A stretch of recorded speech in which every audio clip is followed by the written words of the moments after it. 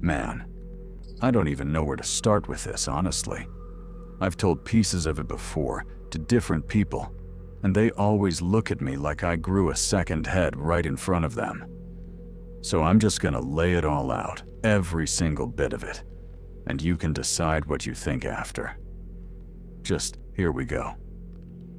So, last October, right, I was done. Like, properly, completely done. Not done in the way people say when they have a bad week at work and they complain about it over drinks and then go home to their nice house. I mean, done. The kind of done where you stop making eye contact with people at gas stations because you know what you look like and you don't need them to confirm it. The divorce had been finalized in July, 4 months before all this. And look, I'm not gonna sit here and badmouth Carla. She's got her own story, and I got mine. But what I will say is that the split took basically everything. That went first because we were both on the mortgage, and neither of us could carry it alone. So the bank ate it, and we split what little was left over after they took their chunk, which was not much, brother. I promise you that. My half was enough to cover 2 months of a halfway decent apartment, and then it was gone. Then the apartment was gone. Then I was in the truck, a 2009 Silverado with a cracked rear window I'd patched up with that clear packing tape, and a sleeping bag I'd borrowed from my cousin Dale and never returned, and a duffel bag with maybe 4 days of clothes if I stretched it. I'd park in different spots every night because I found out real fast that sleeping in the same place 2 nights in a row gets you a knock on the window from a cop, and I just couldn't deal with that. Walmart parking lot Monday, that big park and ride off the highway on Tuesdays, church parking lots on weekends because nobody bothered you there. I don't know why.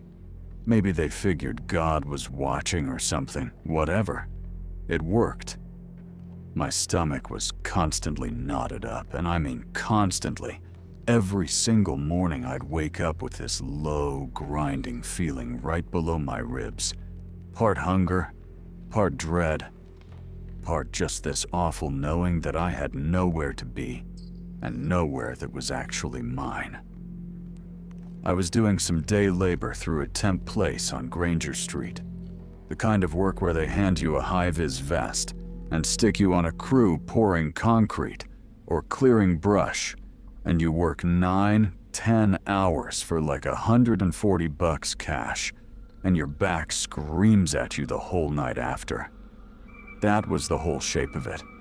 I'd been applying everywhere. Warehouses, factories, hotel housekeeping. I did not care.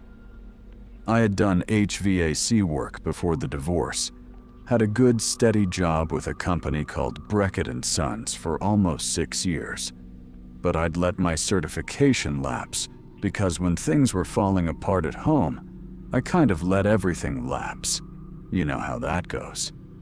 And so suddenly, I was starting from scratch with a spotty work history and a gap that I had to explain in every single interview. Mostly I'd get to the second interview, and then just silence, which was almost worse than a rejection, because at least a rejection closes the door. So I'm checking this job board, the one on the county library website, because the library had free Wi-Fi and free coffee on Tuesday mornings, and I'd sit there for a couple hours when I needed to feel like a human person again.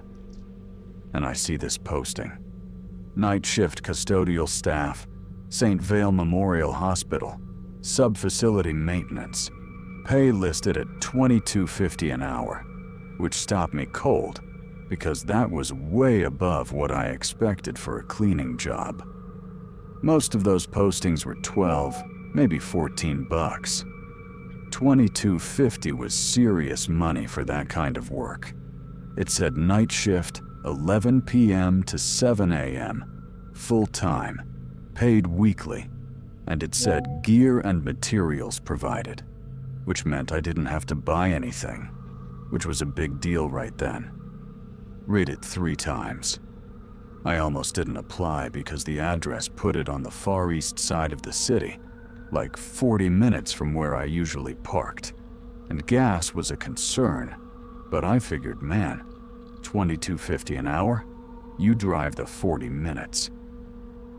So I sent my resume, which was basically a list of my HVAC work, and a couple of references from the concrete crew, and I put a note that I was available immediately and had open availability for all shifts.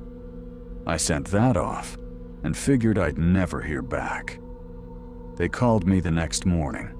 A woman, very flat voice, very quick with her words.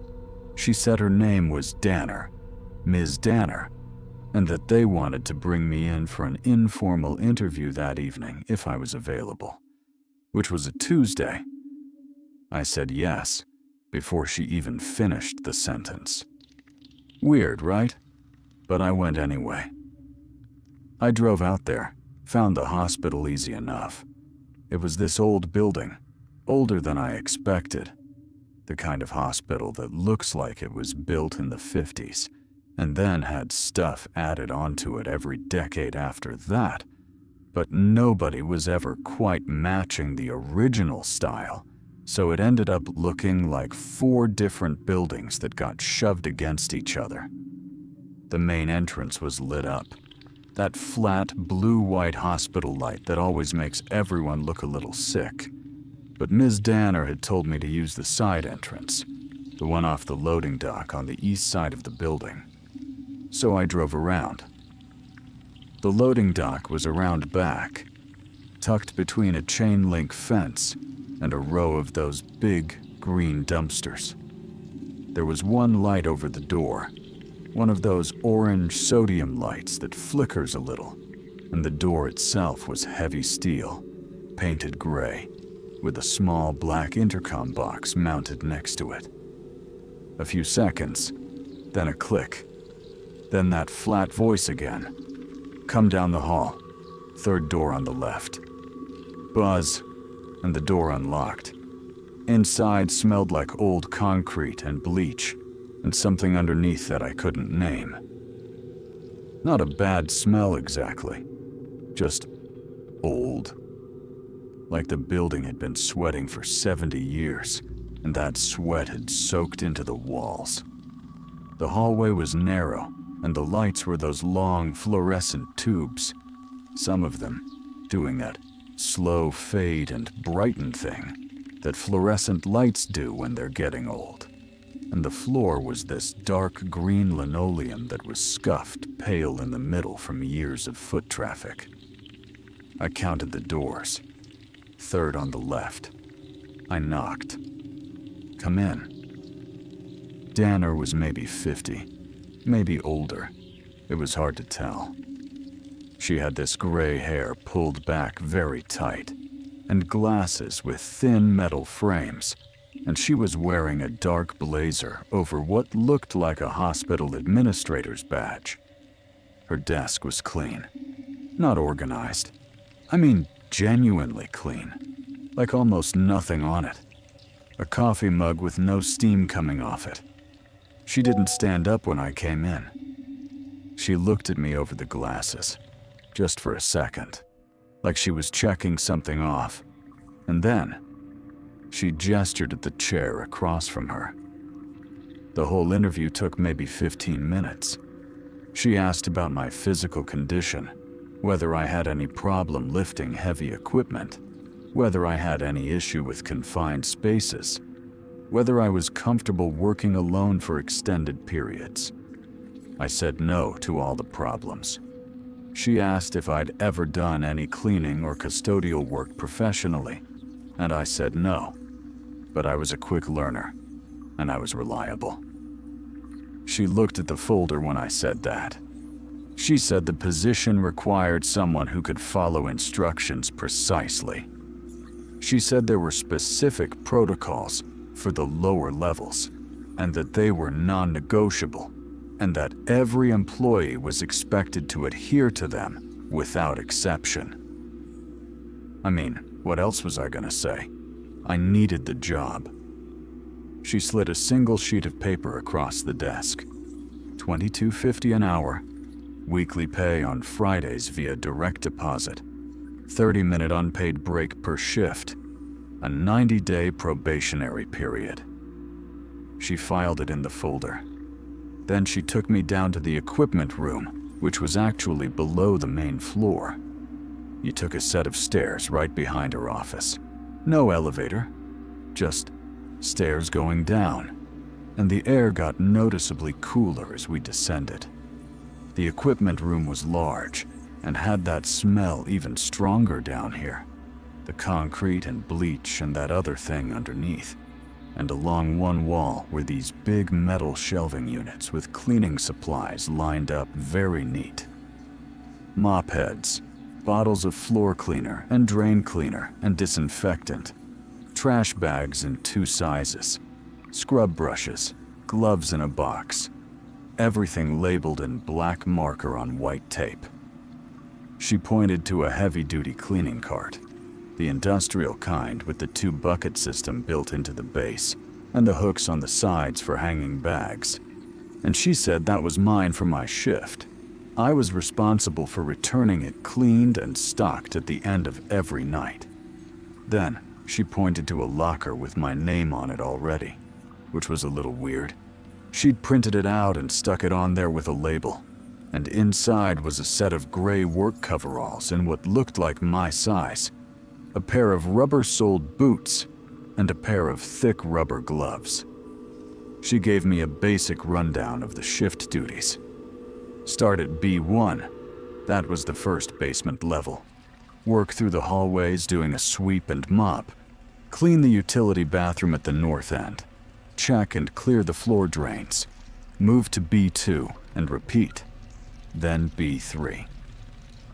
She said the sub-basement level, SB4, required sign-in on a separate log sheet, and I was only to access it on nights when a red tag was hanging on the stairwell door handle, which meant the level had been flagged for cleaning. She said that first night there would be no red tag, so B3 was as far as I'd go. She handed me an employee manual in a green 3-ring binder. She said, read it before you start your first task. It covers procedures and safety protocols. I took the binder. She looked at me one more time over those glasses and said one more thing. Very quiet. Almost like it wasn't worth saying out loud. But she was saying it anyway, just to have said it. She said, the lower levels can be disorienting, especially late in the shift. Just keep to the work. And then she turned and walked back up the stairs, and I was alone in the equipment room. I stood there for a second. Somewhere above me, the building was doing what hospitals do at night. Muffled intercom sounds, the distant roll of a cart down a corridor, the low machine breathing of a building full of equipment running all the time. But down here, it was quieter. A different kind of quiet than I was used to. I changed into the coveralls, laced up the boots, pulled on the gloves, got the cart positioned, and checked the supplies. Made sure I had what I needed. Opened the binder to the first page and started reading through the cleaning procedures, which were thorough, almost overly thorough, specifying exactly which products to use on which type of surface and in what dilution, and the order of operations for each room type. It was a lot. Like someone had put real thought into it, or maybe someone had put real obsessive thought into it, the way you do when you've watched something go wrong before and you don't want it to go wrong again. The first 2 hours were just work. I mean, just flat, ordinary, quiet work. I pushed the cart out into B1 and started the sweep, and I got into that zone you get into when the job is simple enough that your hands do it while your brain just floats somewhere else. The hallways on B1 were wide enough for 2 gurneys side by side, and the floors were that same pale green linoleum, but down here it was in better shape, newer, and the lights were steadier. Storage rooms on both sides of the main hall, mostly. Medical supply storage, equipment storage. One room that had nothing in it but old filing cabinets pushed against the wall. I found the utility bathroom at the north end and cleaned it top to bottom. Toilet, sink, floor, the drain in the shower stall, which had a good bit of dark gunk in it, that I cleared out with the drain brush while trying not to think about what it was. I checked the floor drains in the hallway, ran water, made sure they were clear. I wrote the times on the log sheet clipped to my cart. Everything by the book. B2 was a floor below, connected by a stairwell at the south end of B1, and it was narrower and dimmer and had a different smell. Still the concrete and bleach, but more of the other thing underneath. Heavier down here, like the building was breathing it up from somewhere even lower. The fluorescent tubes on B2 had more of that slow fade and brighten going on, and one stretch of hallway had a tube out completely, just dark for about 20 feet, and I made a note on the log sheet about it. I mopped the floors on B2, and they were dirtier than B1, dusty in the corners in a way that said they didn't get touched as often, and there was a coating of fine gray dust on some of the baseboards that took a few passes to get up. I found a drain near the stairwell on B2 that was partially blocked with what looked like old rags or cloth material, hard to tell in the low light, and I cleared it out with gloves on and double-bagged the material and set it aside. Nobody told me what to do with that kind of thing, so I just double-bagged it.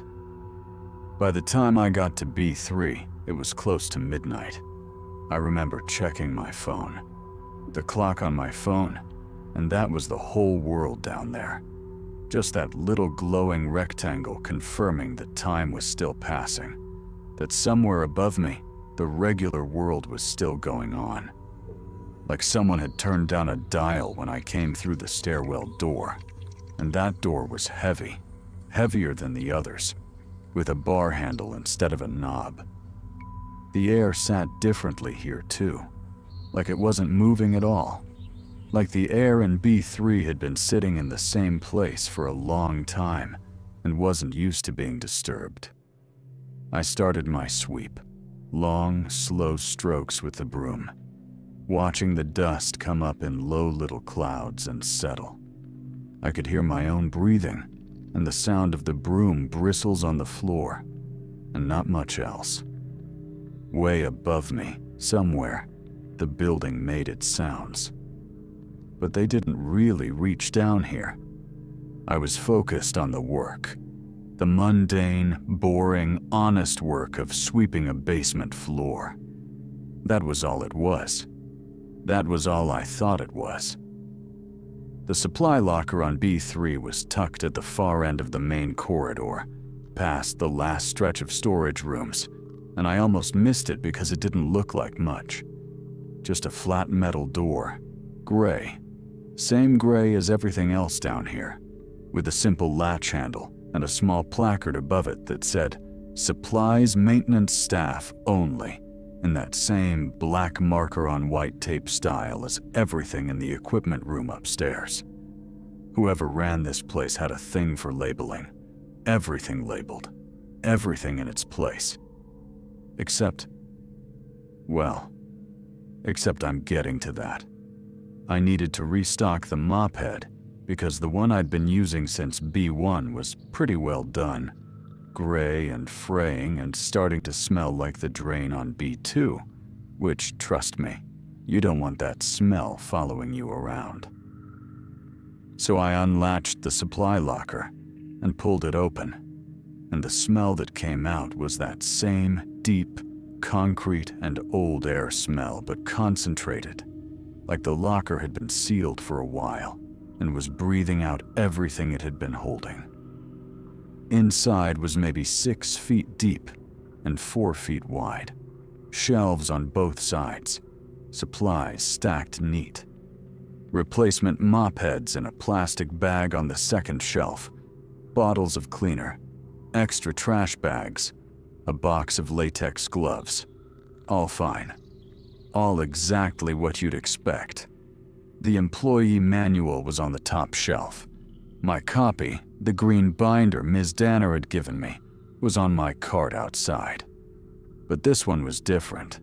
Same green binder, same size, but the spine was bent and cracked like it had been opened and closed 100 times, and there was a strip of duct tape along the bottom edge of the cover that someone had used to repair it at some point, and the tape had yellowed. This binder had been here a while. I almost just left it alone. I almost just grabbed the mop head and closed the locker and kept going. I almost did. But there was something sticking out from between the pages. A folded piece of paper, yellow with age. Just the corner of it visible between what looked like the last section of the binder. And I don't know why that got me. I really don't. But it did. Maybe because everything else in that locker was so perfectly organized, and this one thing was sticking out crooked. And that contrast just, it snagged my brain. I pulled the binder off the shelf. It was heavier than I expected. Or maybe just the same weight as mine and I'd forgotten. I set it on the cart and opened it, and the spine cracked when I did.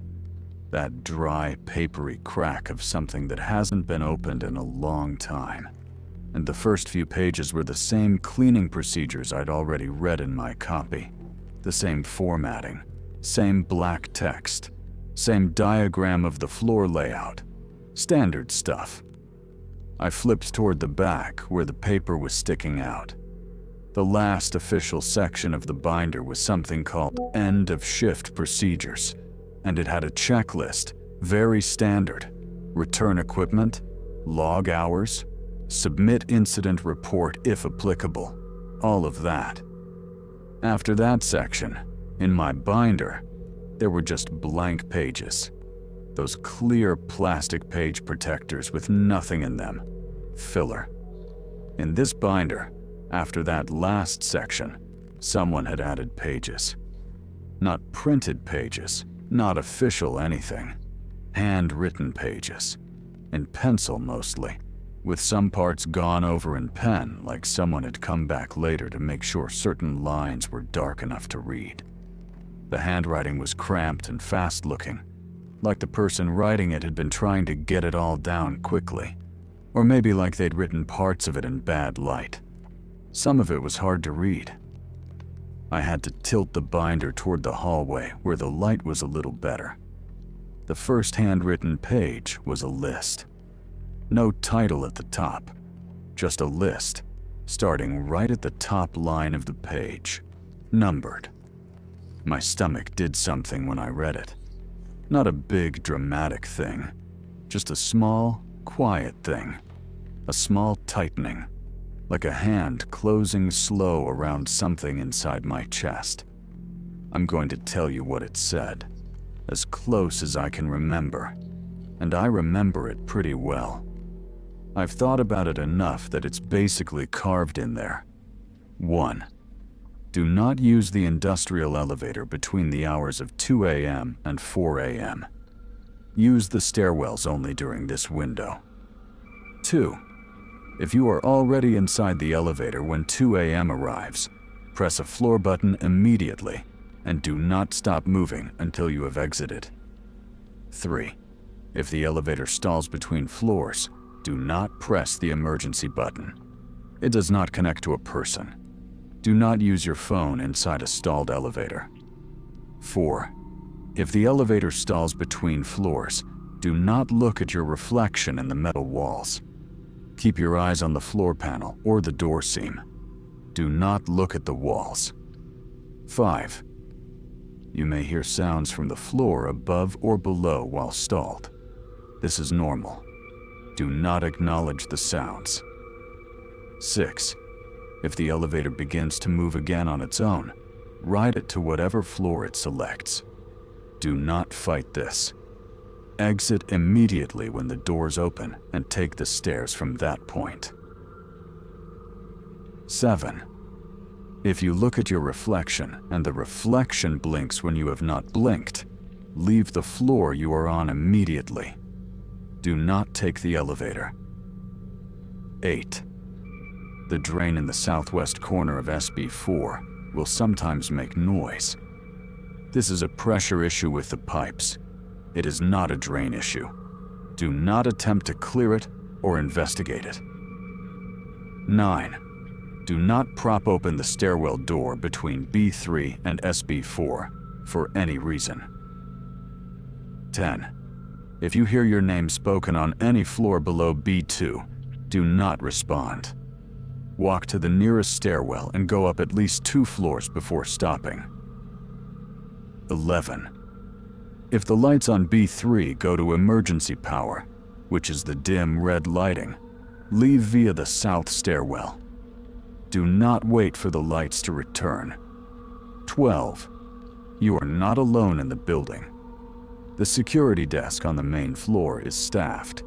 If you need to leave your assigned area, notify the desk via the intercom mounted at each stairwell landing. Do not leave your area without notifying the desk. That was the list. 12 items. And I stood there in the B3 hallway with the old binder in my hands, and I read it twice because I thought I'd maybe misread something. Some part of it. Because surely what I was reading was not what I was actually reading. But it was. I want to tell you what I thought first. Okay? Because I don't want you to think I just immediately lost my mind over it. My first thought was honestly, genuinely, that this was a prank, a hazing thing, a joke that the day shift guys or whoever had been on the shift before me had cooked up to mess with the new guy. That's the most logical thing, right? Someone types up a creepy list, shoves it in an old binder, hides the binder in the back of the supply locker where the new guy is definitely going to go looking on his first night. And then what? They watch on the cameras and laugh? Maybe. That felt possible. That felt like something bored night shift workers might absolutely do. Because some of those rules were just so specific in that way that felt like someone was really leaning into the bit. Don't look at your reflection if the reflection blinks. I mean, come on. That's the kind of stuff you write when you're trying to make something creepy, when you're workshopping your scary story, and you want that particular kind of dread. I know what scary stories sound like. I've read enough of them. This read like that. So I closed the binder and I set it back on the shelf, and I grabbed my mop head and I closed the supply locker, and I told myself it was a joke, and I went back to work. Except I kept thinking about Rule 12, because Rule 12 wasn't creepy. Rule 12 was practical. It told me there was an intercom at each stairwell landing to contact the security desk, which was actually real information, because Ms. Danner hadn't mentioned the intercom system to me at all. And when I looked at the stairwell landing on my way back from the locker, sure enough, there it was. Small box, gray, mounted at shoulder height, with a single button and a small speaker grill. Right there, exactly where the list said it would be. So either whoever wrote that list had enough access to the building to know where the intercoms were, which narrowed it down significantly, or they'd worked here themselves, which meant the list wasn't just a creative writing exercise someone did for fun. It was written by somebody who knew the building, somebody who had been on this floor before. I pushed the cart, And I thought about that for a while, and I kept working. I mopped the B3 corridor, which took 2 full bucket changes because the floor was grim. That ground-in kind of dirt that's been there so long it's almost part of the surface itself. And I had to put some real effort into the corners and along the baseboards where the dirt had packed in like mortar. I was sweating by the time I finished the main corridor. The cold air helped, kept me cool, kept me moving. The storage rooms on B3 were different from the ones above. The ones on B1 and B2 had been clearly used, regularly accessed, boxes moved around, shelves in active rotation. The storage rooms on B3 looked like they'd been closed up and just left. One room had stacks of old patient beds, the manual crank kind, the old style, piled on top of each other in a way that looked almost collapsed. Just a mountain of metal frames and springs and old thin mattresses that had gone flat and gray. Another room had filing cabinets, rows of them, floor to ceiling on both walls, and a thin layer of dust on every surface that told me nobody had been in there in months at minimum, maybe longer. I cleaned the hallway. I didn't go into the storage rooms because that wasn't on my list of duties for the night. Just the hallway, the floor drains, and the utility bathroom at the north end of B3. The utility bathroom on B3 was smaller than the one on B2. Just a toilet and a single sink. No shower stall.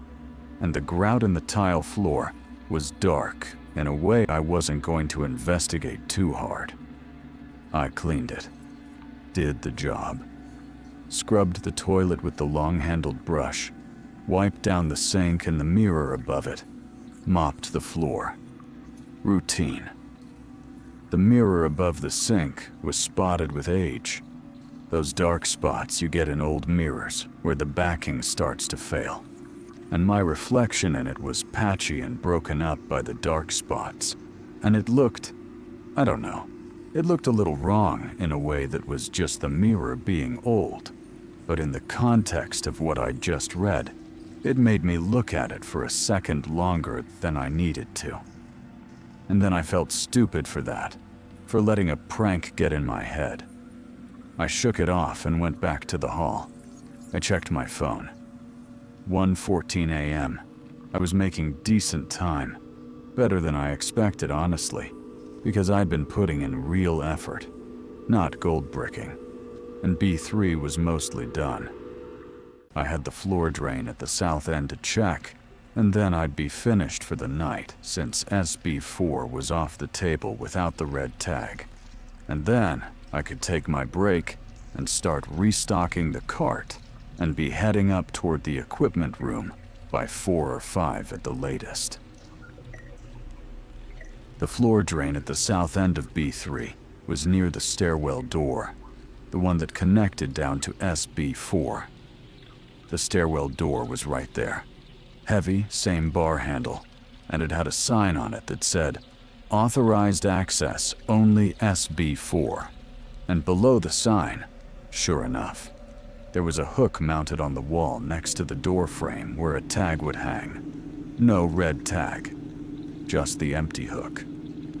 I crouched down and pulled the drain cover off the south drain with the flat tool from my cart and shone my phone light into it, and it was mostly clear.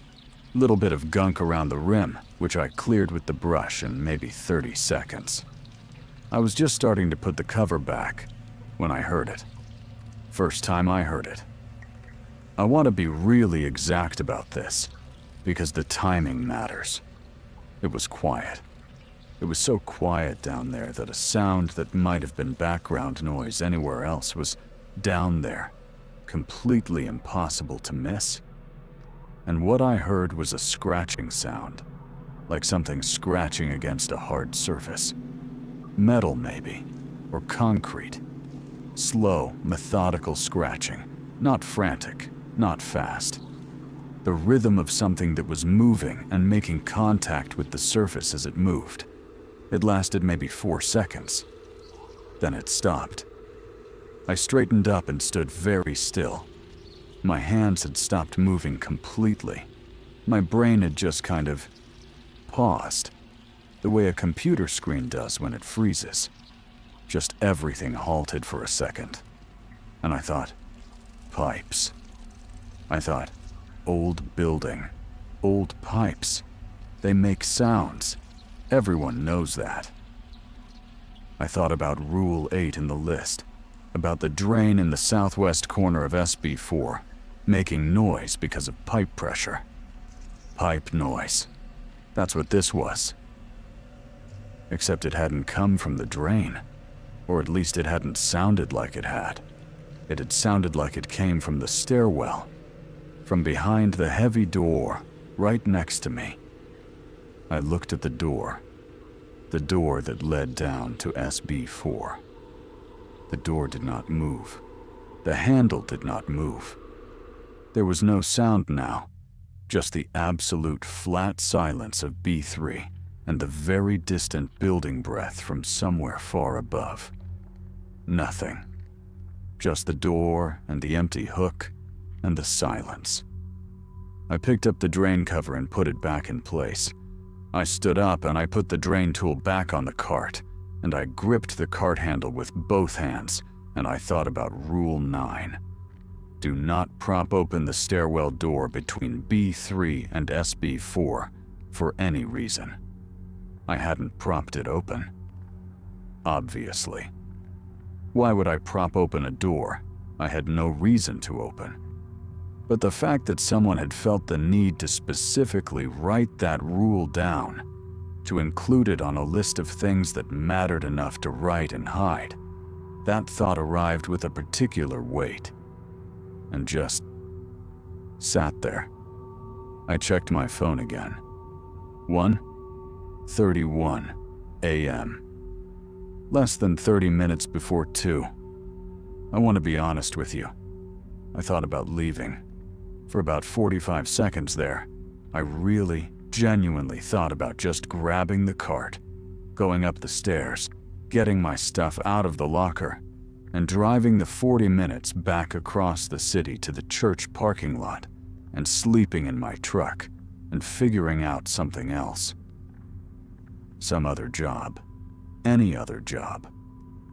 But then I thought about the money. $22.50 an hour. And I thought about the truck, and the sleeping bag, and my cousin Dale's face if I showed back up needing something else from him. And I thought about Carla, and how I did not want to be the guy who couldn't hold a cleaning job in a hospital basement. I did not want to be that guy. So I pushed the cart back up toward the north end of B3, checked the time again, 1:33, and kept moving. I still had a half hour before 2, and the rules, the prank list, whatever it was, the first rule about the elevator said between 2 a.m. and 4 a.m. So I just needed to wrap up what I was doing, take my break in the equipment room, and use the stairs for the rest of the night. Easy. No problem. Except I'd left the binder in the supply locker, and I hadn't read past that numbered list. I hadn't seen if there was anything else written in the pages after. There were more pages. I'd seen them when I flipped through. More of that pencil and pen handwriting.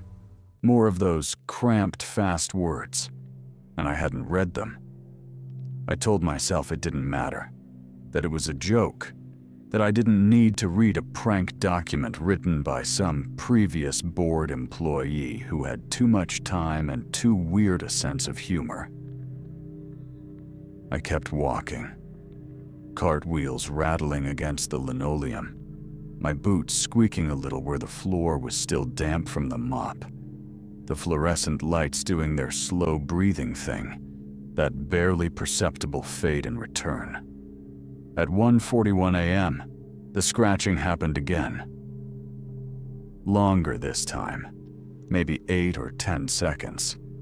And this time, I could be more specific about where it was coming from, because I was standing closer to the center of the hallway, farther from the south stairwell, and the sound was definitely coming from the south end, from the direction of the stairwell door, or from below it.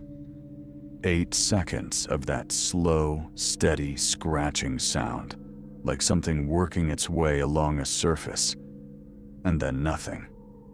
I did not move for what felt like a full minute. I just stood in the middle of the B3 corridor with both hands on the cart handle, and I listened to the silence, and thought about the list, and thought about the clock, and thought about how I really, deeply, sincerely hoped it was pipe pressure.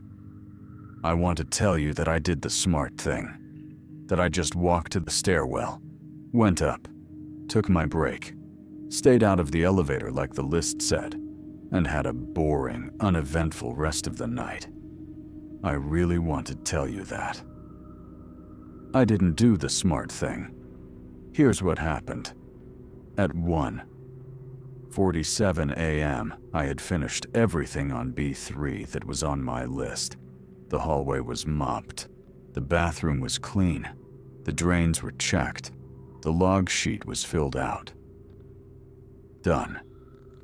I needed to get the cart back up to the equipment room on the main basement level, B1, because the cart was heavy and the stairwells had no ramp, just stairs, and I couldn't carry it up 3 flights by myself.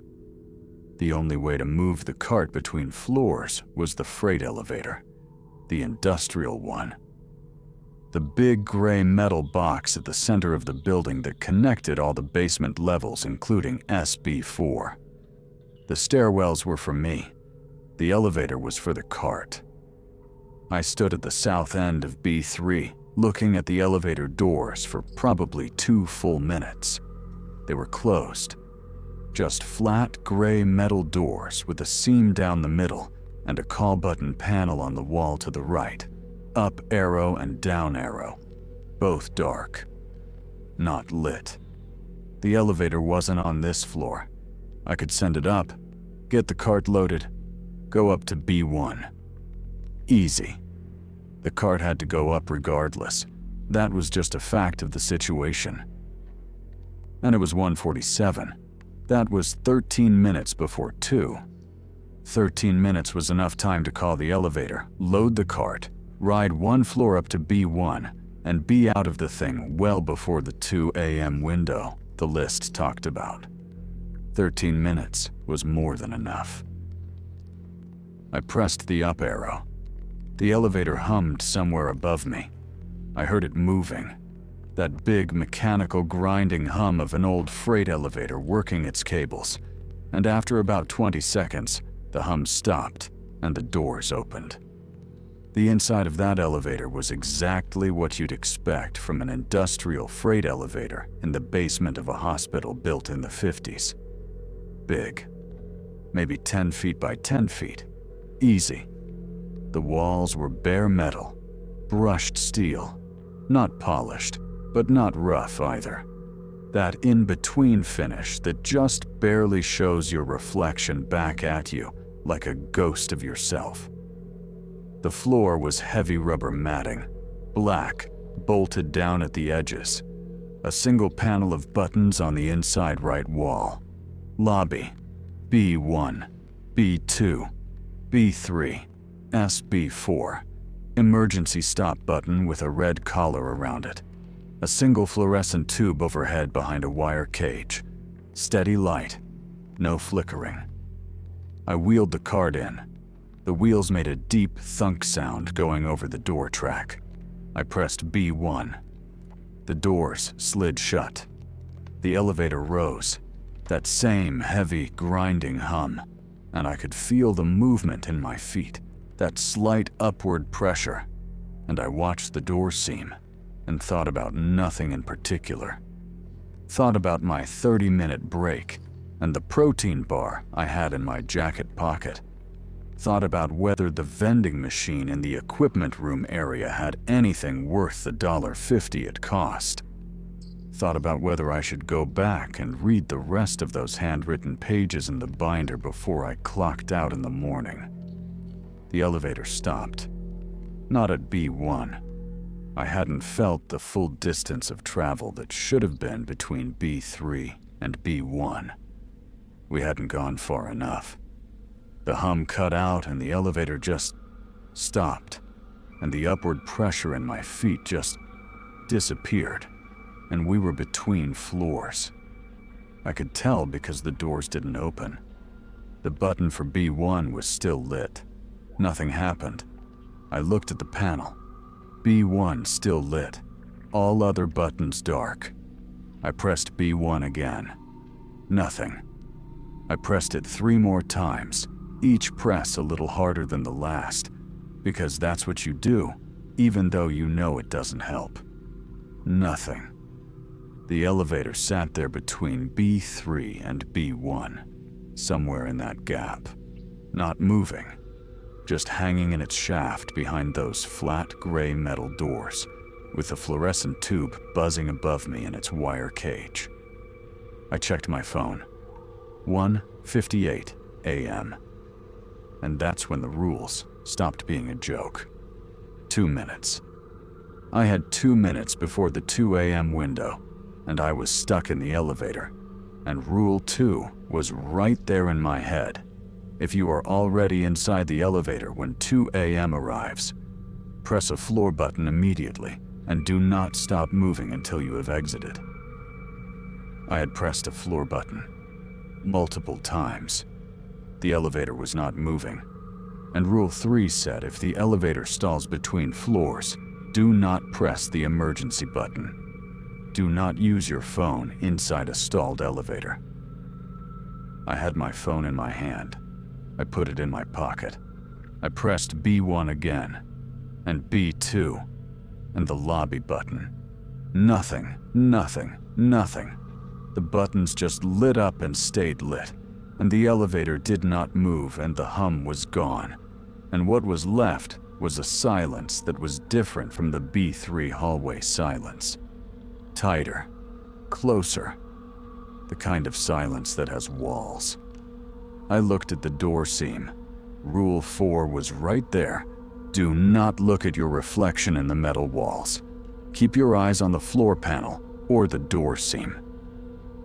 So I was looking at the door seam, that thin vertical line of black where the 2 doors met, and I was keeping my breathing steady, in through the nose, out slow, the way you do when you're trying to convince your body that everything is fine.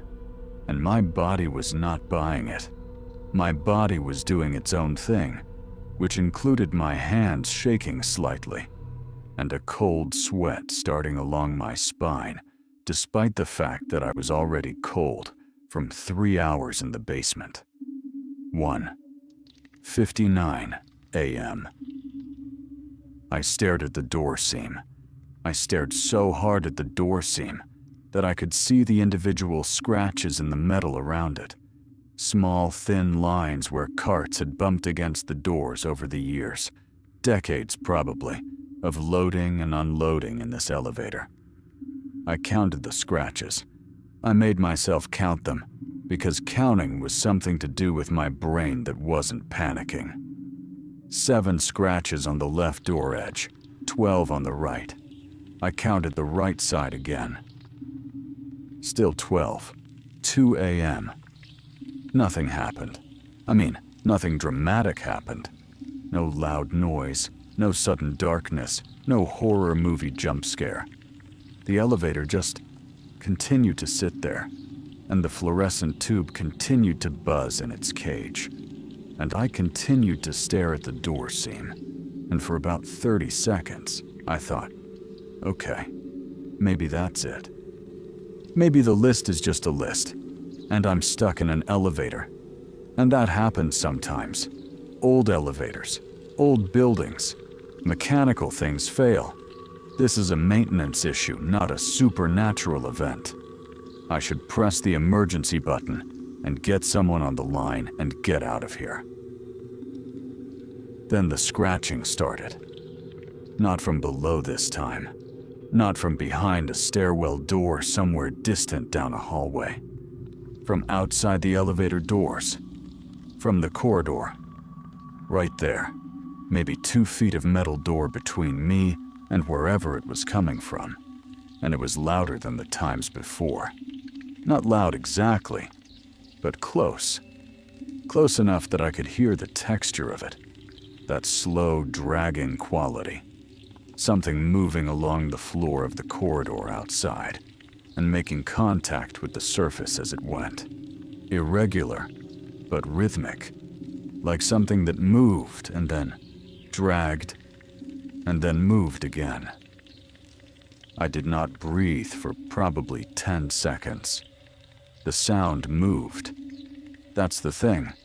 It wasn't stationary. It came from the left side of the doors first, and then it moved slowly across the front of the elevator, left to right, and I tracked it with my ears while keeping my eyes on the door seam, and it passed in front of the elevator, and then it stopped. Right there. Centered. Right in front of the doors. And then nothing. I became aware that my hands were pressed flat against my thighs, and that I had backed up slightly so my back was against the rear wall of the elevator, which meant I was now facing the full rear wall directly, which was that same brushed metal, and the reflection, my reflection, was right there, whether I wanted it to be or not. I caught it in my peripheral vision. I didn't look directly at it.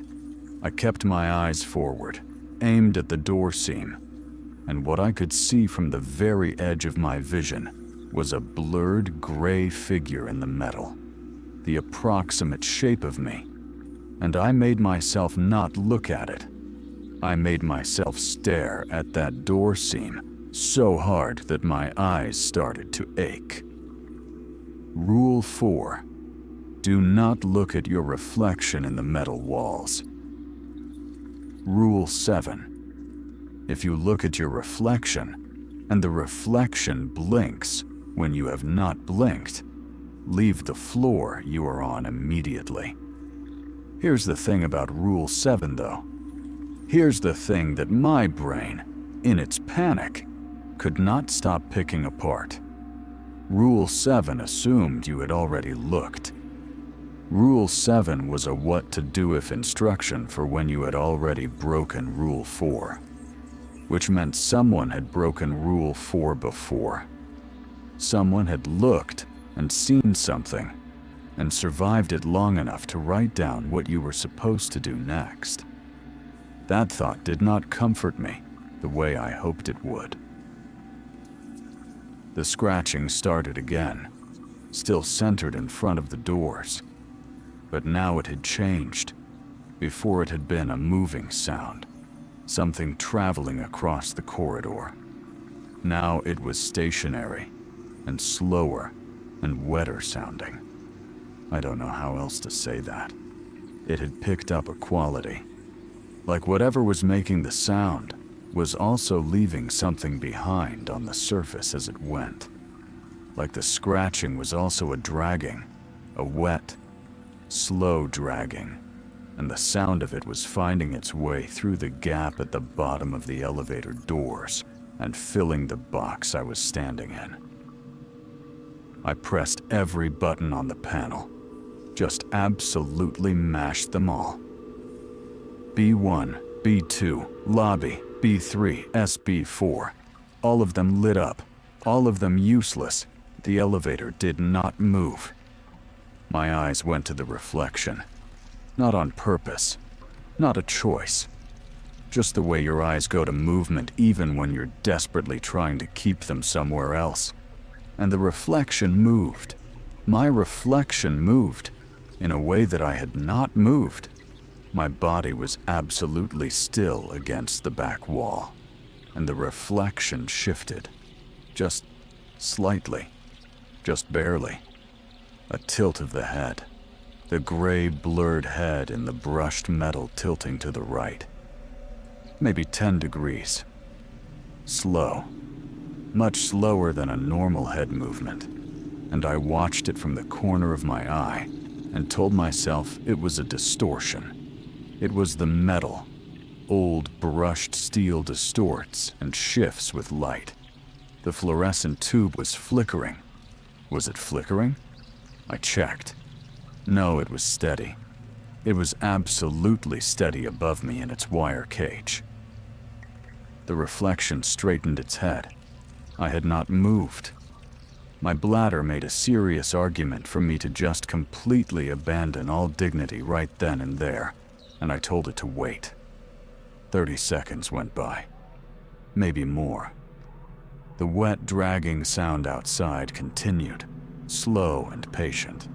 And I stood there in the stalled elevator pressing buttons that did nothing, and staring at the door seam with my peripheral vision full of that blurred reflection that was no longer moving, but also no longer felt like mine, and my whole body was running hot and cold in alternating waves.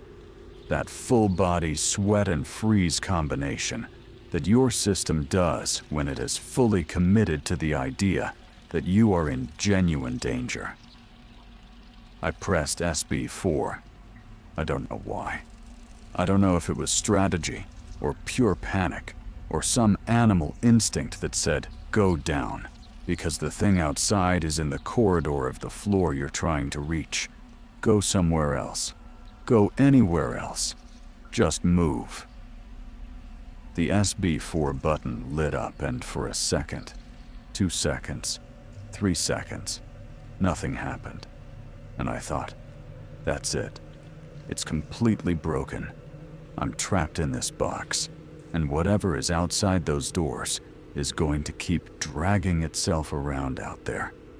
Until what? I don't know. I didn't want to know. The elevator moved. Down. It went down instead of up, and it went down fast. Faster than it had come up, with that full, heavy, grinding hum that rattled the walls and made the fluorescent tube buzz louder in its cage. And I grabbed the side rail with both hands and let it go, and the doors at the bottom opened onto SB4, which I had never been on, and which Ms. Danner had specifically told me required sign-in and a red tag, and which was now right in front of me.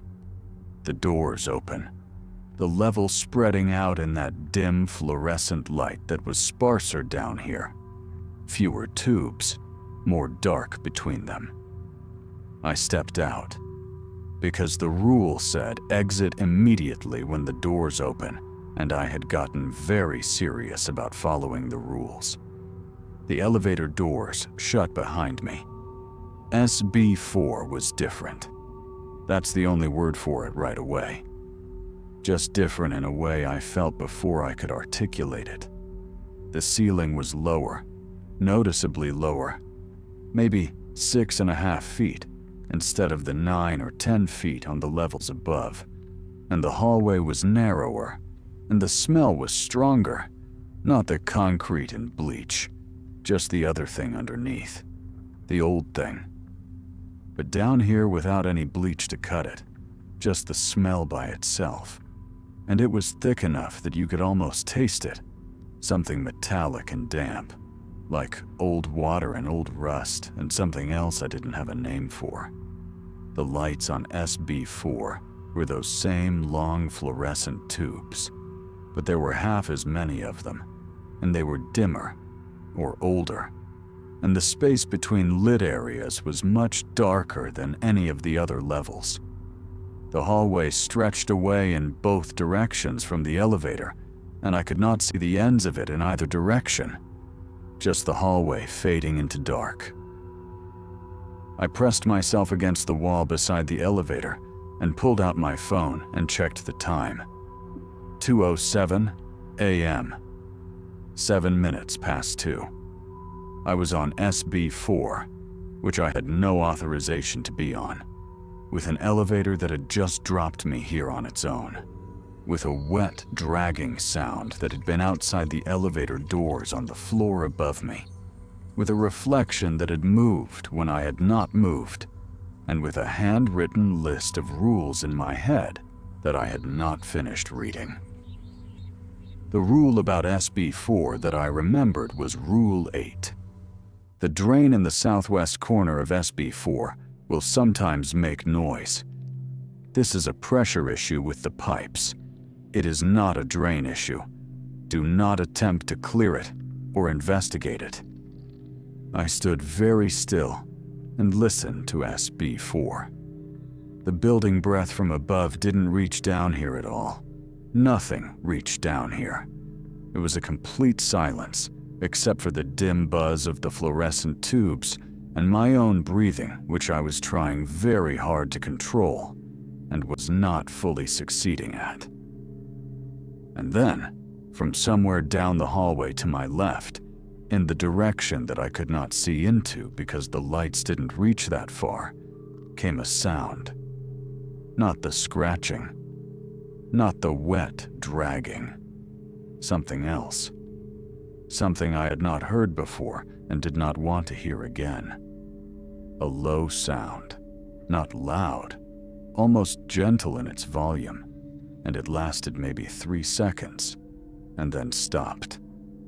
And what it sounded like right down to my bones, was breathing. Long, slow, patient breathing. Inhale and exhale. Calm. The breathing of something that was not in any hurry at all.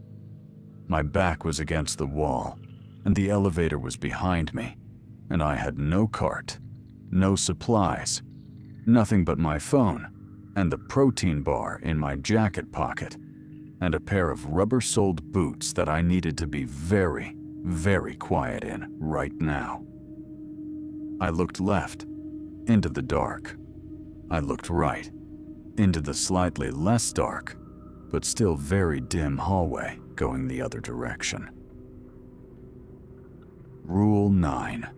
Do not prop open the stairwell door between B3 and SB4 for any reason. There was a stairwell somewhere on this floor. There had to be.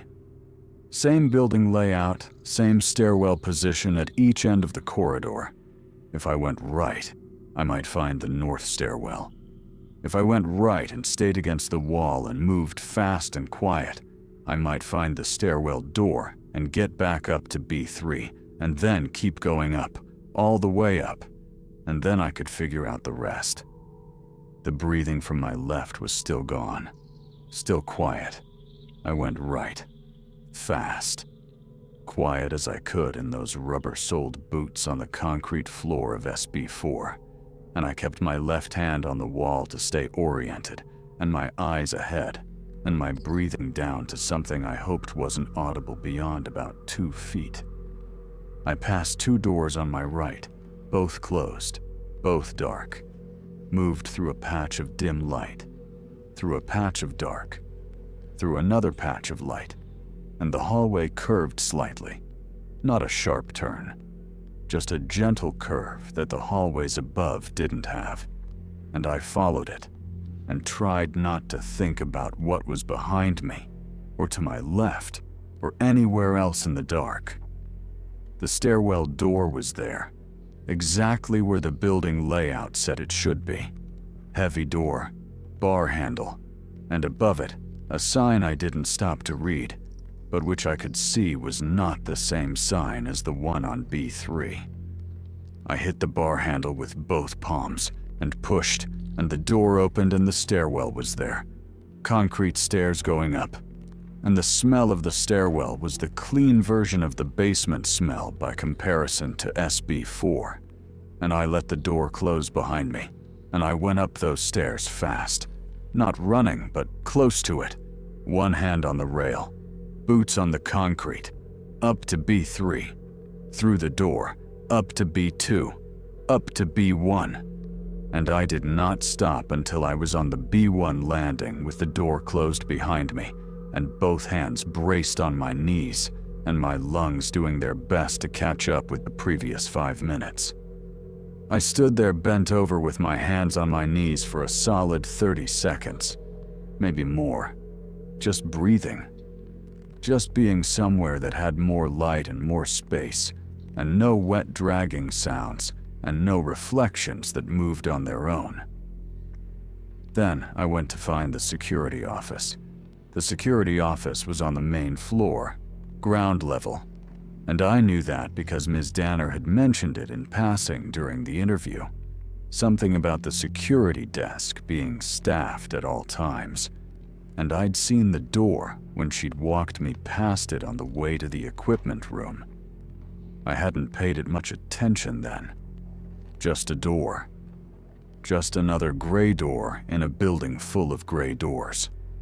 But right now, that door was the most important door in the world, and I was moving toward it as fast as I could, without actually running, because I had the vague, irrational idea that if I ran, something would hear the running and know exactly where I was. I came up from the B1 stairwell into the main floor corridor, and the difference hit me immediately. Up here, there was real light. Overhead panels, white light, steady. The floor was cleaner. The ceiling was higher. There were actual signs on the walls directing you to departments and exits. I could hear the building properly again up here. The distant intercom, the hum of equipment, the specific quiet of a hospital at night that is different from a basement at night. Because a hospital at night is never completely empty.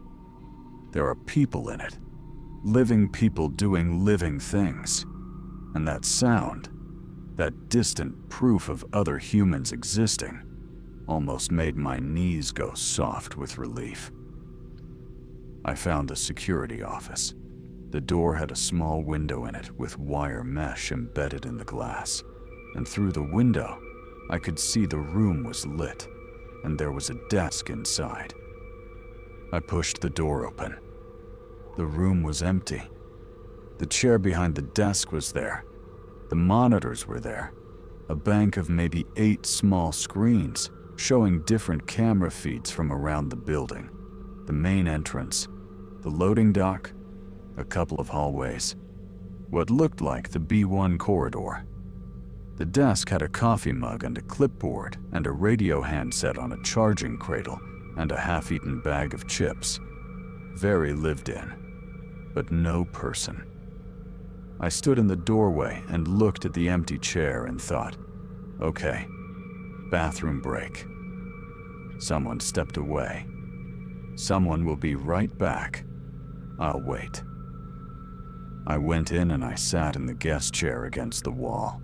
The hard plastic one, not the security guy's chair. I didn't sit in that. And I put my elbows on my knees and my face in my hands, and I breathed for a minute. Just breathed. The room was warm compared to the basement. It smelled like coffee and chips and that stale, recycled air that offices and big buildings always smell like. And it was the greatest smell I had ever encountered in my entire life. My hands were still shaking a little. Not a lot. Just enough that I could see it when I held them out in front of me and looked at them. I pressed them flat on my thighs again. The intercom on the wall crackled. Not the intercom box on the desk, which was a different thing. The radio handset, but the wall unit, which was a bigger panel with a speaker grill and a push-to-talk button, the kind of intercom that connected to different points in the building. It crackled and then a voice came through. The voice said my name. Not Mr. Anything. Not hey you. My actual first name, easy and comfortable, like someone who knew me.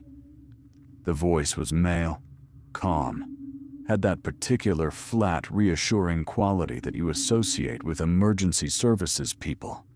The tone they train into cops and paramedics and firefighters. The everything is under control tone. It said my name, And then it said, "This is Officer Callum from the patrol unit outside. We've received an alert from the building security system. Are you all right in there?" And I want to tell you how that felt. I want to try to explain it because it was such a specific feeling. And it mattered so much later. It felt like when you're a kid and you're lost somewhere and you're starting to really panic, and then you see your dad's face in the crowd. That specific flooding relief, like the world suddenly got its floor back under it. I had been floating in something horrible for the last 15 minutes, and suddenly there was a cop on the intercom, and the world was organized again, and had rules and authority and someone in charge. I got up and pressed the push-to-talk button, and I said, yeah, I was okay. I was the night janitor. I'd had some kind of issue in the elevator, and I'd come up to the main floor. My voice was shakier than I wanted it to be.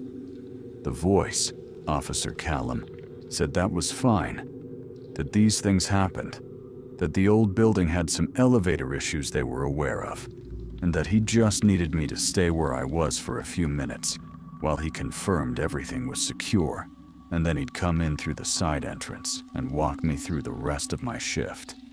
He said it just like that, easy and competent. Walk me through the rest of my shift, like it was nothing.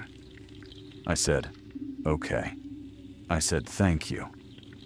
I sat back down in the plastic chair, and here is where something very small happened that I almost didn't notice, and absolutely should have noticed immediately. The camera feed on the security monitor, the one showing the outside of the loading dock, the east side entrance with the orange sodium light that flickered. I was looking at the monitors because I had nothing else to do, and my eyes were just moving across them, taking in the feeds. The loading dock feed was the third one from the left on the top row. The parking lot outside the loading dock was empty. The orange light was doing its flicker thing. The chain link fence was visible at the edge of the frame.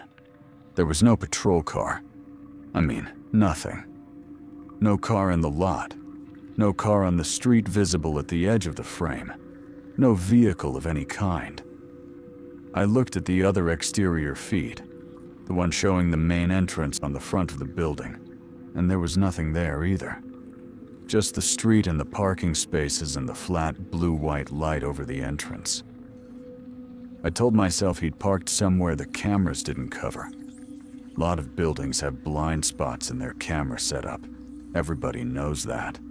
It's a whole security industry problem. He parked somewhere off frame. That's all. I looked at the desk. The logbook was there. The clipboard with the sign-in sheet. And under the clipboard was a book. A real book. A thick one. The kind with a hardcover and lined pages. The kind that facilities coordinators use to keep notes that don't fit on a standard form. It was sitting partially under the clipboard, and the cover was dark green, which made me think of the binder, which made me think of the supply locker on B3, which made my hand start to go again. I don't know why I picked it up. Same reason I'd pulled that old binder from the shelf earlier, maybe. Something sticking out that wasn't supposed to stick out. I picked up the logbook and opened it to the middle. It was a shift log, dated entries going back a couple of years, different handwriting throughout, different people recording different things, equipment issues, supply requests, a note about a flooding incident in B2, standard stuff. I flipped toward the back, toward the most recent entries. And here's where things got complicated. Here's where the floor got soft again. The entries from the last 6 months were not all standard stuff. There were a few that were routine things, elevator maintenance requests, supply orders, nothing unusual. But mixed in with those were entries in a different style, shorter, sometimes just a few words. And they were written in a different ink, a blue pen where everything else was black. like someone had been adding to the log with a different pen at different times, like someone had been inserting things. The blue ink entries did not have names attached to them. All the other entries had the initials of whoever wrote them. The blue ones were unsigned. The first blue entry I found, somewhere around 4 months back, just said, "Below B3. Sound again? Checked all drains. Nothing blocked." That was it. 3 weeks later, another blue one. Elevator report submitted third time. Facility says nothing wrong mechanically. Asked about the 2AM issue directly. Danner said not to worry about it. I stopped on that one. Danner said not to worry about it. I flipped forward. Another blue entry, different date. Maybe 6 weeks after that one. New guy on nights didn't make it through the shift. Officially reported as voluntary abandonment. It was not voluntary. I saw him on the B2 camera feed at 2:11. He was running. He did not come back through any exit. Check the SB4 log. I put the logbook down on the desk and stood up and just stood there for about 5 seconds, processing that. He did not come back through any exit. I'd been in the elevator at 2:07, running on the B2 camera. That was above where I'd been. But I'd been in SB4, the camera on B2. I sat back down and picked up the logbook. More blue entries. Shorter ones, more spaced out, like whoever was writing them was getting more careful about it, or more scared. One that said, "The rules in the locker binder are not safety protocols. They are not protecting the workers. Figure out what they are actually doing." Another one that said, called County Health on my personal phone. They have no record of any inspection of this facility below B1 in 11 years. 11 years. My throat felt like it had dried out completely. I swallowed. Didn't help much. The next blue entry was longer than the others, and the handwriting was different from the rest of the blue entries. Shakier, like it had been written fast, or in bad light, or both. It said, "I understand the rules now." Not what they tell you they are.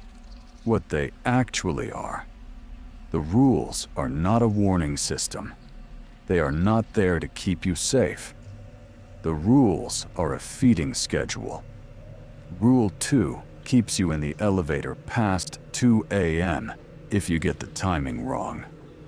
Rule 4 makes you desperate not to look. Makes the not looking the entire focus.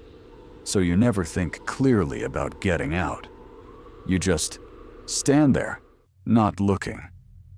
Rule 7 tells you to change floors, which means the elevator, which means you stay inside the system.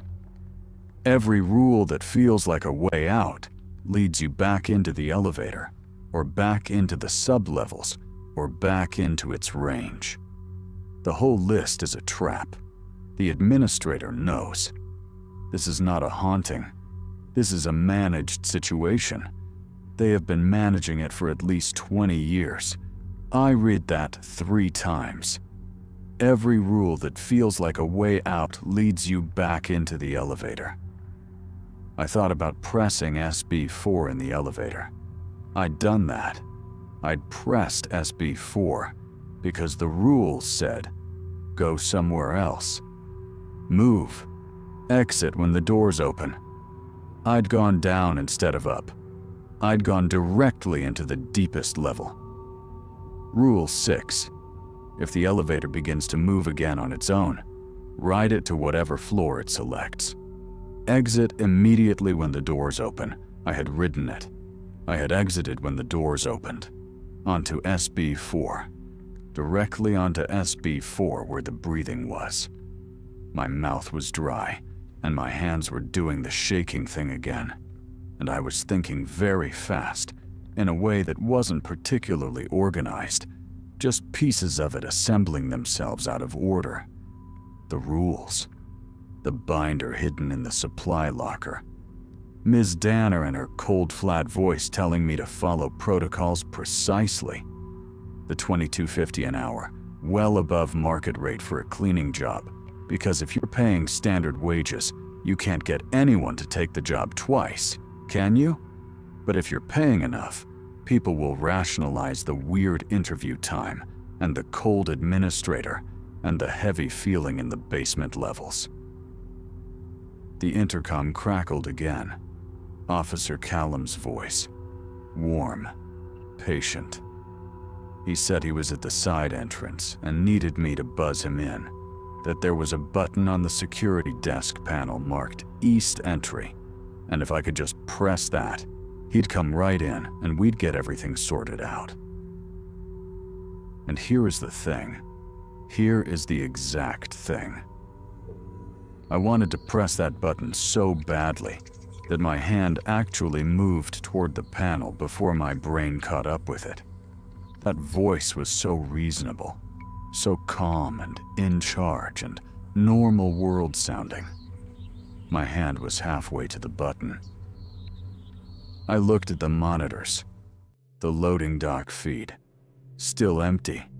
Orange light still flickering. No car. No person at the door. The East Entry camera was showing the door itself. The gray steel door with the intercom box and the small overhead light. The door was closed. Nobody was standing at it. Nobody was standing at it. He said he was at the door. The camera showed no one at the door. I pulled my hand back from the panel. The voice on the intercom said my name again. Still that same warm, competent tone. Said, "I know you've had a rough night. Just press the button. We'll get you out of there." Said it like he knew. Said it like he had been following along. I looked at the logbook. I flipped to the very last blue ink entry. The last one, near the end of the book. This one was very short. Just 2 lines. It said, "It knows your name before you tell it. It speaks from the intercom, and from the drain speakers, and from the vents in B3. It does not come to the doors. It cannot come to the doors. It works from inside." I stepped back from the desk. The intercom crackled a 3rd time and Officer Callum's voice came through, and it was still warm and still patient and still saying my name. And the thing is, and this is the part that really gets me even now, the thing is that the voice was perfect. Not slightly off, not distorted, not obviously wrong in any technical way. It was just a voice, a completely believable, reasonable, reassuring voice. And the only reason I knew it wasn't real was the empty camera feed and 2 lines in blue ink in a logbook written by someone who had figured it out. I thought about where that person was now. The person who had written those blue ink entries, who had figured out the rules, who had written that the administrator knew, that it was a managed situation. I thought about the entry that said the new guy didn't come back through any exit. I thought about Ms. Danner handing me the employee manual and saying, "Follow the protocols precisely," and looking at me over her glasses like she was checking something off. I checked something off in my own head right then. Something that had been sitting in the uncertain column moved definitively to the confirmed column. They knew. The hospital administration knew exactly what was in those basement levels. They had known for 20 years at minimum, according to the logbook. They had a system, a whole organized bureaucratic system, the job posting and the interview and the heavy gear cart, and the official protocols binder, and the $22.50 an hour. And the system was not there to help the workers get through their shift safely. The rules were not there to protect anyone. The whole structure, all of it, was there to keep a fresh person moving through those basement levels on a regular basis. Keep the floors clean. Keep the schedule. Keep feeding the schedule.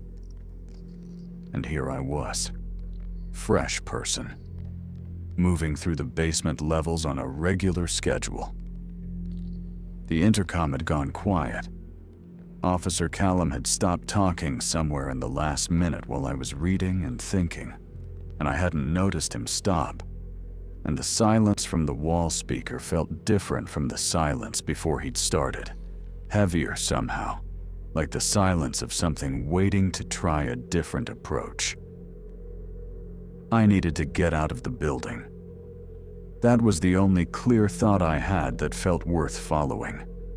Everything else, understanding it, explaining it, going to the actual police, figuring out what the thing in the basement actually was. All of that was for later, for out there, for the wide open world above ground, where there were street lights and traffic, and people who had nothing to do with St. Vale Memorial Hospital. Right now, I needed to be out of the building. Front entrance. Simple. Walk down the main floor corridor. Push through the main entrance doors. Parking lot. Truck. Drive. That should have been the plan, and it was a good plan, and I almost did it. But the last blue ink entry was still sitting in my head. It works from inside. And I did not know what that meant exactly for the front entrance. I did not know if the main floor was safe. I did not know if the corridor between the security office and the main entrance was clear. I didn't know how it moved, or how fast, or whether it was only the elevator and the sublevels, or whether, by 2 a.m., the whole building below the second floor was its range. I looked at the camera feeds again. The main entrance exterior was clear, just the parking lot and the street. The main floor interior camera, what I could see of the corridor in the fisheye lens, looked empty. But there was one camera feed I hadn't looked at carefully. Bottom row, far right. It was a wide shot of what looked like a large room, and the label on the monitor frame under it said SB4-Main in small white letters on black tape. And the feed was dark. Not completely dark.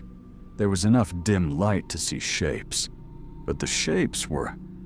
I looked at it for a long 10 seconds, and I couldn't tell you exactly what I was seeing. Just shapes in the dark. Some of them on the floor. Some of them that I could not identify by outline or size or arrangement. And one of them, very near the center of the frame, was moving. Slowly. Patient. I left the security office. I went left out of the security office door, because left was away from the basement stairwells and toward the main entrance. And I was done.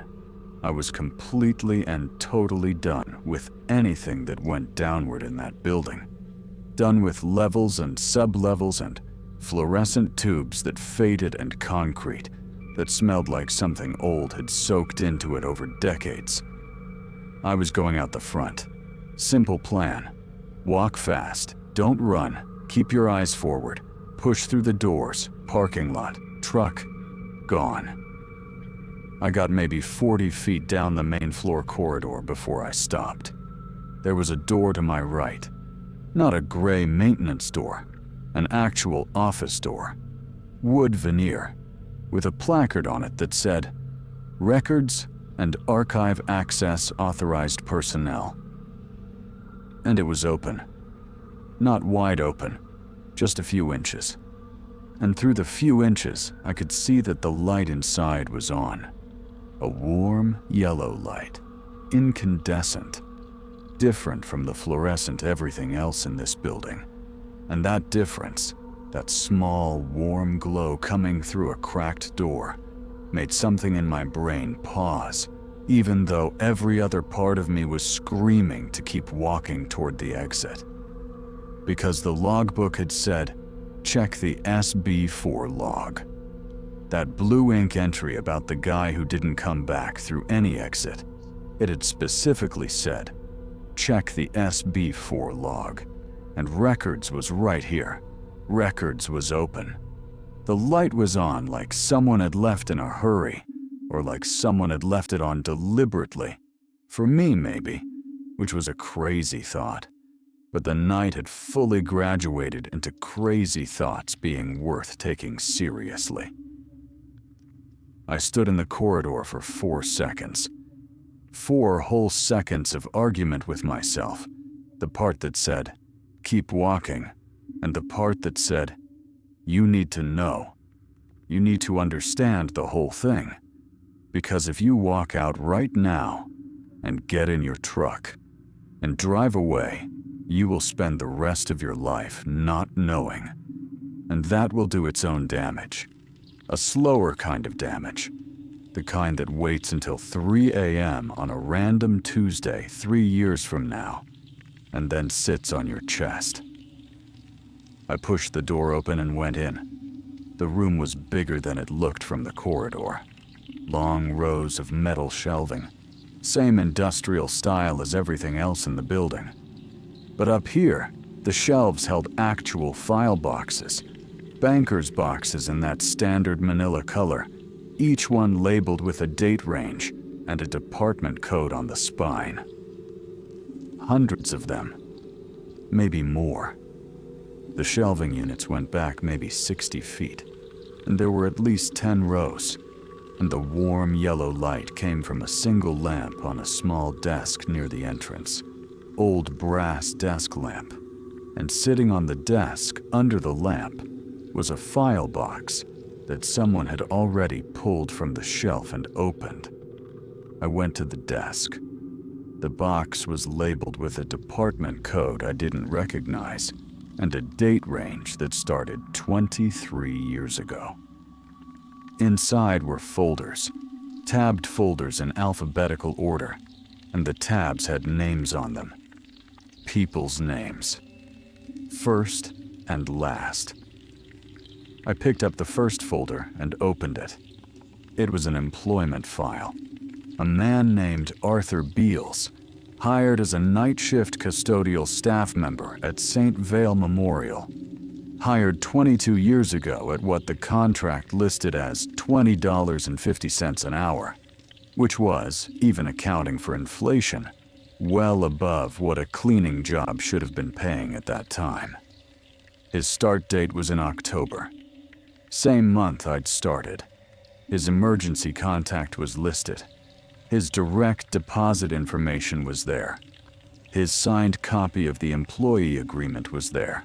And at the bottom of the agreement, in the same precise administrative handwriting that had been on all the forms Ms. Danner had given me, was a note that said, "Protocols reviewed, procedures acknowledged." The last page of Arthur Beals's file was an incident report, dated 6 days after his start date. The incident report was mostly in that same administrative handwriting, but the last section, the one labeled staff account, was in different handwriting, messier, and it said, "Employee failed to report to shift end." Personal items including jacket and keys found in equipment room locker. Vehicle located in parking lot. Employee not located on premises after full building search. Matter referred to external authorities. External authorities had apparently not found Arthur Beals either, because there was a follow-up note clipped to the back of the incident report that said, "Case closed. Voluntary abandonment confirmed. Personal effects held 30 days, then disposed of per standard protocol. Voluntary abandonment." His keys were in his locker. His car was in the parking lot. Voluntary abandonment. I put Arthur Beals back and pulled another folder. Different name. Different year, but only 3 years after Arthur Beale's. Same job title, same above-market pay rate, same October start date, different person, same file arc, employment contract at the front, incident report at the back. Employee failed to report to shift end. This time, the incident report noted that the employee had contacted the security desk via intercom at approximately 2:15 a.m., reporting unusual sounds in the sub-basement level, and that the security officer on duty had communicated with the employee via intercom, advising them to remain calm and wait for assistance. The employee had not been located after that communication. I read that sentence twice. The security officer on duty had communicated with the employee via intercom. I thought about Officer Callum's voice, warm and calm and saying my name like he knew me. I pulled more folders. I didn't read all of them all the way through because there wasn't time, and honestly because after the third or fourth one, my hands were shaking badly enough that I was fumbling the papers. But I pulled maybe 8-9 folders and I skimmed them, and the pattern was the same every single time. Night shift custodial staff, October hire, above market pay, 6 to 12 days after start date, an incident report, employee not located, personal effects left behind, voluntary abandonment confirmed. The gaps between files were uneven, sometimes 2, 3 years between incidents. Once there was a 7-year gap that I couldn't explain. Then 2 incidents close together, only 18 months apart. No explanation for the timing, no explanation for anything, just the files and the pattern, and the same administrative handwriting on all of them, precise and neat and utterly untroubled. 23 years of this. That was what the date range on the box said. And this was only one box. There were hundreds of boxes on those shelves, and I was only looking at one. I put the folders back. I was not gentle about it. My hands wouldn't cooperate enough for gentle. I pushed the box aside and looked at the desk surface, and there was one more thing there that I hadn't noticed immediately, because it was under the edge of the box. A folded piece of paper, not old, not yellowed, fresh white paper folded once. I unfolded it, handwritten, blue ink. The same blue ink as the logbook entries. It said, "If you are reading this, you made it to the records room, which means you are smarter than most. The front entrance is clear between 2 a.m. and 4 a.m., but not after 4. Do not use the elevator. Do not go below B1 for any reason." The ventilation access panel in the northeast corner of this room connects to the main shaft. The shaft runs horizontally to the east exterior wall. Follow it east. You will reach a drop-down access hatch above the loading dock overhang. Drop to the overhang, drop to the ground. Your window is closing. Go now. No signature, no date, just that. I looked at the northeast corner of the room. The ventilation access panel was there. Of course it was. Square, maybe 2 feet by 2 feet, mounted about 4 feet off the floor in the wall, with 4 screws at the corners and a wire mesh face. Standard building ventilation.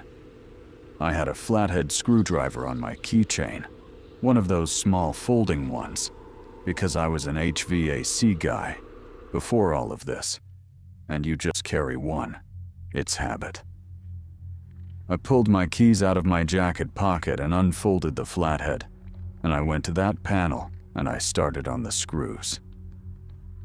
First screw was tight, and my hands were doing the shaking thing, but I got it. Second screw was easier. Third stripped a little, and I had to work it, pressing hard and turning slow. and I was crouched in front of this panel with my ear turned slightly toward the door to the corridor because I was listening for anything in the hallway outside, any sound, any crackle from an intercom, any wet dragging or scratching or breathing, and the corridor was quiet. Just the quiet of the main floor hospital at deep night. Third screw came out. Fourth was easy. I pulled the panel free and set it on the floor, gentle, trying not to make noise. The shaft was dark. I turned on my phone light and pointed it in, and the shaft ran straight. The sides were sheet metal, that slightly corrugated sheet metal you see in old HVAC installations, and it was dusty but clear. No obstructions I could see, running east toward the exterior wall like the note said. It was tight. Not impossibly tight. I'd been in crawl spaces before in my HVAC days. I knew how to move in confined metal spaces, but it was going to be uncomfortable and slow. I checked the time. 3:41 a.m. The note had said not after 4 a.m. I had 19 minutes. I went in head first. There was no graceful way to do it. I just basically dove at the opening and got my shoulders through, and then pulled with my forearms on the sheet metal and pushed with my feet on the wall below the opening, and I was inside the shaft. The metal cold against my forearms, and the dust coming up immediately into my nose, and the space about a foot above my head, and maybe 18 inches on each side. I could move. Barely. But I could move. I pulled the phone out of my pocket, awkward in the confined space, and held it in front of me for light, and started pulling myself forward. Elbows and knees on the sheet metal, and every movement made a sound. That low, resonant bong and scrape of metal flexing under weight. And there was absolutely nothing I could do about that. I just had to move and accept the noise and keep going. The shaft ran east. I followed it east. In the confined metal tunnel with the dust in my nose and my phone light bouncing off the corrugated walls around me, and the sound of my own movement amplified by the metal on all sides, I tried very hard not to think about what the sounds would be like from outside the shaft. How audible, how locatable. I tried very hard not to think about whether anything in this building could access the ventilation system. Whether it worked from inside, meant inside the whole structure, or just inside the occupied spaces. Whether sheet metal was a barrier, or just a different surface to scratch against. I moved faster. The shaft went maybe 50 feet before I felt it start to slope, a gentle downward angle, and I slowed down because I didn't want to slide forward uncontrolled. I wanted to control my movement. The slope leveled out after maybe 10 feet, and then the shaft made a 90-degree turn to the right, south, and I navigated the corner by rolling my left shoulder up and dragging my body around it, and my elbow hit the corner of the turn, and the sound that made in the metal shaft was a sharp crack that I felt in my teeth. I stopped, listened. Nothing. I kept going. After the turn, the shaft ran maybe 20 more feet, and then I could feel the air change. A slight freshness, a coolness that was different from the basement cold. It was outdoor cold. Outside air finding its way in through whatever was at the end of this shaft. And I could see, even before I reached it, the faint, pale gray rectangle of an exit. A hatch. Right where the note said. The hatch was hinged at the top and had a simple lever latch on the inside because ventilation hatches are designed to be opened from inside for maintenance access. I reached it and got my fingers on the lever and unlatched it and pushed, and it swung down, and the night came in all at once. Cold October air, and the smell of wet pavement, and distant car exhaust, and the absolute gorgeous reality of outside. I looked through the open hatch. Below me was the loading dock overhang, a flat rubber-coated surface about 6 feet down. Below that was the ground, the concrete apron of the loading dock, another 6 or 8 feet. 2 drops. The first one I could manage, lower myself out of the hatch, hang from the edge of the shaft opening, drop to the overhang. Second drop was bigger, but survivable if I hung from the overhang edge first and then dropped. I checked the time. 3:52 a.m., 8 minutes. I went out the hatch feet first, turning myself in the shaft, which was horrible and claustrophobic, and involved my face being pressed against the sheet metal for a few seconds while I rotated my body. And then I was feet first at the hatch opening, and I pushed out and grabbed the edge of the shaft with both hands and let my body swing down below the hatch, and I was hanging on the outside of the building 4 feet above the overhang, with nothing but my grip between me and the drop. I let go, hit the overhang, and bent my knees and took the landing in my legs, one hand down for balance, and the overhang surface was solid and held me, and I was outside.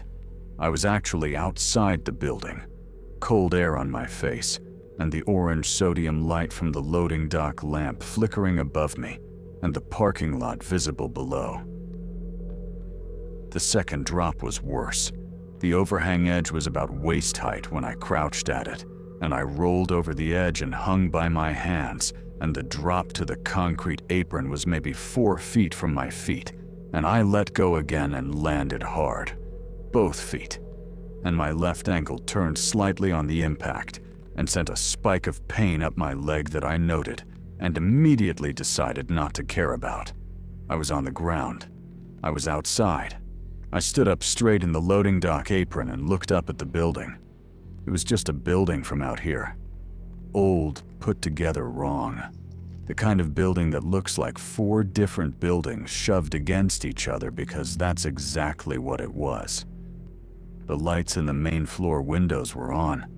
That flat, blue-white hospital light. The basement windows, the small ground-level ones that let a little light out of B1, were lit too. Everything above the ground looked normal. Nothing moved in the windows. My truck was in the visitor parking lot on the east side of the building, maybe 200 feet from where I was standing. I walked to it, not ran. I walked because I was outside, and the building was behind me, and I was not going to run like a scared kid in a parking lot at 4 in the morning. I walked with my left ankle complaining, and the cold air in my lungs, and my hands in my jacket pockets. And I did not look back at the building because I had decided I was done looking at the building. I got in the truck, put the key in, started it. The engine turned over on the second try because it always needed a second try.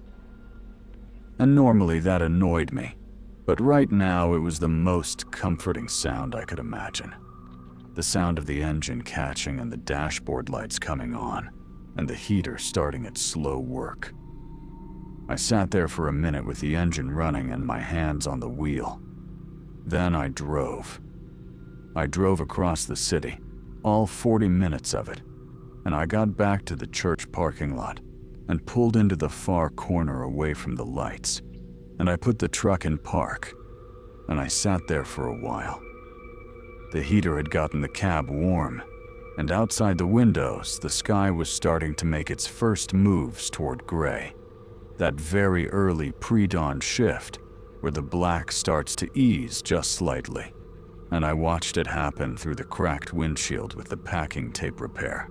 And I thought about Arthur Beals and his keys in his locker, and his car in the parking lot, and the 22 years that he had passed since then. I thought about calling someone. The actual police, not Officer Callum's voice on an intercom. The county health department, the one the Blue Ink writer had called and found, had no record of any inspection below B1 in 11 years. I thought about the reporter angle, going to a local news station, telling this story to a camera.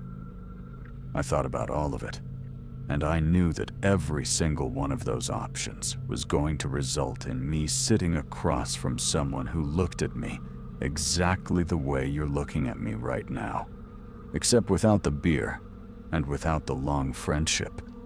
Just a stranger looking at a man who claimed he'd been chased through a hospital basement by something that moved on the floor and breathed in the dark and spoke in the voice of a police officer who didn't exist. So here's what I actually did. I found the number for the county building inspection office online the next morning, and I called it. And I said I was concerned about the structural and environmental conditions in the sub-basement levels of St. Vale Memorial on the east side, that I had reason to believe those levels had not been properly inspected in over a decade. The woman I spoke to said she'd put in a request. I don't know if she did. I never heard anything back. I never went back for my cart, or the coveralls, or the log sheet I'd been filling out all night. I never called Ms. Danner.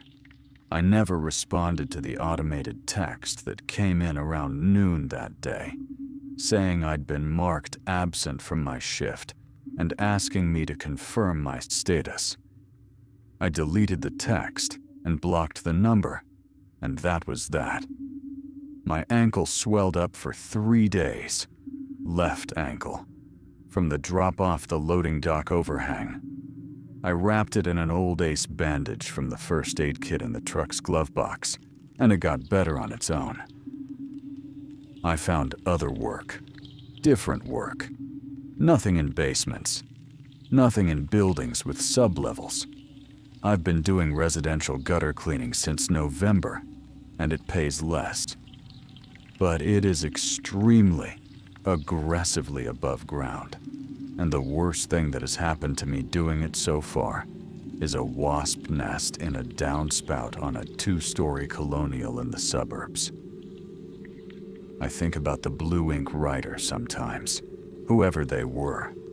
They knew enough to leave that note in the records room, which means they had been there before me, had figured it out before me, had mapped the ventilation shaft and the overhang drop and the timing window, and they had survived it enough to leave that note, which means they had gotten out at some point. I hope they did. I genuinely hope they got out and drove away and found work above ground somewhere and wrapped up their own messed up ankle and watched the sky go gray from the front seat of whatever they drove and felt the thing I felt, which was that the world, the dumb, flat, ordinary day-lit world with its traffic and its coffee shops and its gas stations and its church parking lots, is an unbelievable gift that you do not properly appreciate until you have spent a night in a place where something very old and very patient has been fed on a schedule for 23 years by people who decided that was an acceptable cost of doing business. Yeah, I know how it sounds. I know. But I'm telling you, man, the way that cold air hit my face when I came out of that hatch, the way it smelled like wet pavement and car exhaust and absolutely nothing else. No concrete, no bleach, none of that other thing underneath. Just regular outside air on my face and the orange light flickering and the parking lot right there below me.